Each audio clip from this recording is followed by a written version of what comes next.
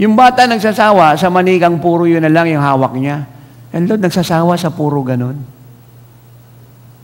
Hindi ba kayo nagsasawa?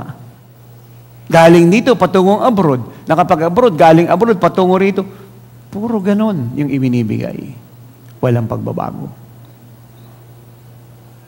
At minsan nga, hindi pa nagbibigay. Kasi nasubok yung pananampalataya eh. Yung ibinigay na wala pa. You see that? Tapos magtataka sila kung bakit yung biyaya ay umaatras. Alam niyo po yung salitang forward sa Tagalog? Ano po yung salitang forward sa Tagalog? Abante. Now, yung pong salitang abante, hindi po ibig sabihin na yung abante mo pare-parehas. Abante, isang hakbang. Isang hakbang. Slow motion pa hakbang mo. Abante. Abante. Pag sinabing abante, asa sa iyo kung paano abante gusto mo. Ganito ba? Ganun ba? O ganun ba? Ngayon ang pumalakpak talaga mga tao rito. Yung po yung abante. Isa pagbibigay, ganyan din. Kasi gusto po nating biyaya. Abante.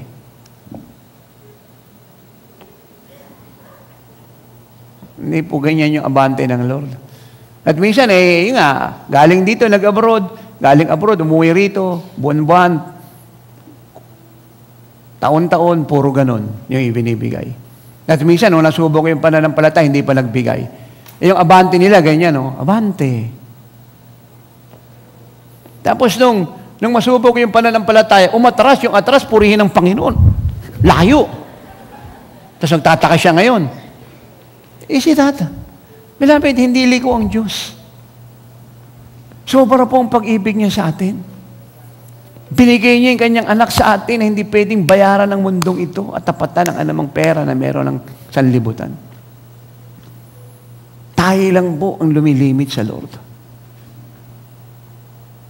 Pero pag may revelation ka sa Diyos, yung mind mo uunat. Yung faith mo mai-stretch. At yun ang gusto ng Lord. Para yung biyaya mo ma-stretch. At lagi ko itong sinasabi. Kasi iba yung takot nila, ganito eh. Hindi, na ako'y nasa abroad, talagang malaki ko magbigay, giver ako kasi nasa abroad ako. Milapit yung pagbibigay natin, ang basihan natin, hindi yung nasa abroad ka o nasa Pilipinas ka. Ang basihan po ng pagbibigay natin ay yung kondisyon ng puso natin sa Diyos at yung paniniwala natin sa salita ng Diyos. Wala sa lugar. Sabi rin, kahit saan ka pumunta, bless ka. And all nations shall call you blessed.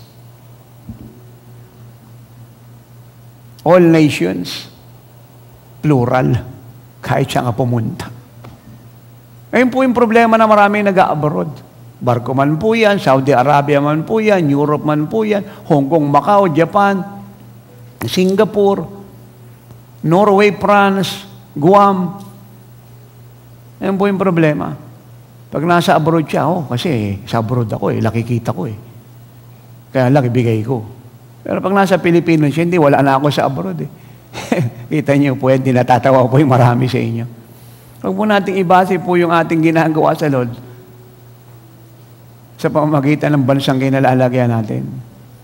When we talk about relationship and an overflowing blessed life, ang issue po rito ay siya, tayo, at yung salita niya, sinusunod natin at pinaniniwalaan natin.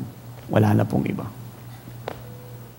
Kaya kung gusto niyo pong umangat yung kalagayan niyo sa pananalapi, kayo po magpapasya niyan.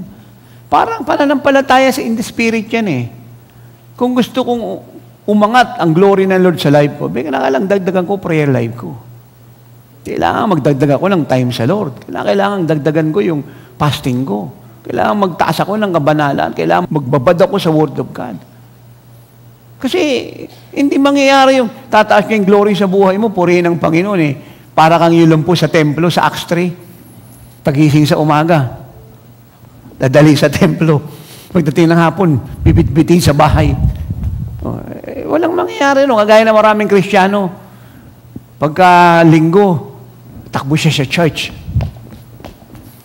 Pagkatapos ng gawain ng hapon, uwi sa bahay. Pagkatapos Lunes, takbo sa trabaho. Hindi pa siya nakakatulog, iniisip na naman kinabukasan, Martes, trabaho. Hindi pa nakakatulog, kinabukasan, Miyerkules, trabaho. Hindi pa siya nakakatulog, kinabukasan, trabaho. Hindi pa siya nakakatulog, Biyernes, trabaho. Tapos, iisipin na naman niya, Sunday, sana wag gabihin. Takbo siya sa church. Pagkatapos, uwian na naman, takbo na naman sa trabaho. Hindi, you get that? Nangingiti kayo. Pagkatapos, minsan, pag di pa pinapasok ng amo yan, o hindi man, nag-aaral yan, hindi pa pinayagang mag-leave sa school yan. Sunday, la siya. Hindi mo siya kita. Absent. It's about commitment. Nakatira na si Jesus sa iyo Eternal life yan. Ikaw ang pinaka-powerful na tao sa ibabaw ng lupa. Kung isi-share mo lang ang Lord, marami pong magaganap. Maraming mangyayari. Isipin nyo, tinanggap ng marami ang Lord. Wala ka lang dapat alalahanin sa mundong ito kasi may eternal life ka nga. Lahat nga lang kanya iyo Dapat busy tayo sa soul winning. Nag-aaral ka man dyan, soul winning sa school. Nagtatrabaho ka, soul winning sa trabaho mo, sa kumpanya mo. Nagninegosyo ka, soul winning sa place of business. Everywhere you go. Nakita nyo, 97% ng thought ng church umikot po sa material things. Susunod ka lang dyan, material things yung hahabol sa'yo. Yung mga nakailangan magtitext dyan kung pastor ka, at so kung naglilingkod ka sa Lord, para humanap ng supporter, bubuksan ko yung pinto ng langit. Hindi po si Satan yung nagsasara ng pinto ng langit at nagbubukas, ang Diyos.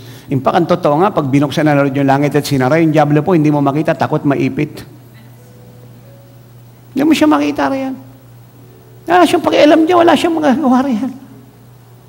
Ang Diyos ang nagsasara, siya ang nagbubukas. Basahin niyo, Deuteronomy 28, verse 15 to 68. Nung binanggit niya yung blessing mula verse 1 hanggang 14, binanggit niya yung curses mula 15 hanggang 68 ng chapter 28 ng Deuteronomy, sabi niya, I close the heaven. God closed the heaven. In fact, nung nilulod nga ng Diyos yung buong mundo sa pamamagitan ng bahay, hindi mo makita ang diablo ron. Hindi nga binanggit yung diablo kung nasaan Sa takot niya na malunod. You see? Gaano kalaking pagpapala ang gusto niya. Ayaw na po ng Ama na yung mga anak niya sa buong mundo at sa bansang ito papakahirap para umunlad at sumagana. Just be committed. Tayo pong pastor, nagsisinungaling para lang magkakongregasyon. Nandadaya. Pinag-aaway yung mag-asawa, pinag-aaway yung isang pamilya sa kanyang sariling ambisyon sa buhay. Kung susunod ka lang, walang pastor na magugutom. Walang bishop na magugutom. Alam nyo, magsimula ako sa ministry, wala kami pinag-usapan na ditong SSS, GSIS, medical, insurance, PhilHealth. It's simply service to God out of love. Fulfilling Mark 12:30-31, Ecclesiastes 12:13-14, John 14:15. Wala kang kita sa kalsada, wala kang sweldo.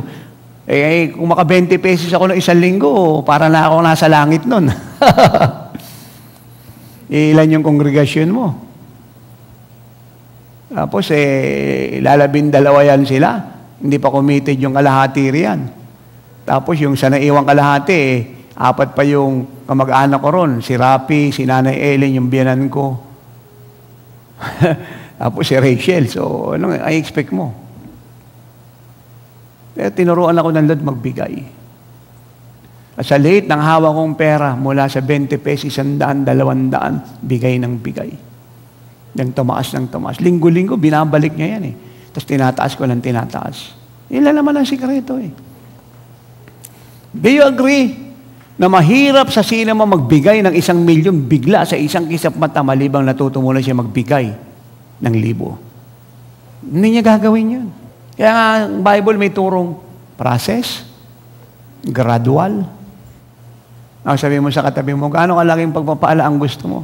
Hindi yung baka mapagpala ka, bless ka na gaano kalaking pagpapala ang gusto mo.